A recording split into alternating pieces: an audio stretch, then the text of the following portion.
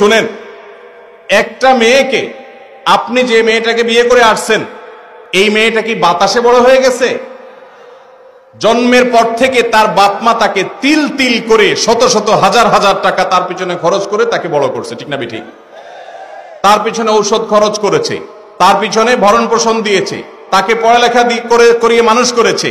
সে পড়ালেখা করে শিক্ষিত হয়েছে এই মহিলা, কিন্তু শিক্ষিত হওয়ার পর তার শিক্ষার আলো ছড়াবে কোথায়? আপনার বাসা, ঠিক না বেঠিক? তাকে সুস্থ সবল রাখার জন্য ট্রিটমেন্ট করেছে, চিকিৎসা দিয়েছে, ভরণ পোষণ দিয়ে বড় করেছে। তার এই পুরো জীবন থেকে উপকার ভোগ করবে কে?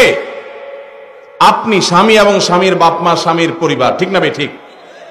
তাহলে উচিত তো হলো জামাই বাবাজি, শ্বশুর শাশুড়ির কাছে যাওয়া, বেআইন সাহেব অর্থাৎ ছেলের বাপ মা মেয়ের বাপ মার কাছে যায় পায়ের কাছে দুজনে হয়ে বসে বলা, বেআই সাহেব, আপনার মেয়েকে জন্ম থেকে বিয়ে দেওয়া পর্যন্ত যত লাখ টাকা খরচ করছেন, যত কষ্ট করছেন আপনি, গাছ রোপণ করলেন আপনি, বড় করলেন আপনি, গোড়ায় পানি দিলেন আপনি, আর ফলটা পুরাটাই সারা জীবন ভোগ করব আমরা।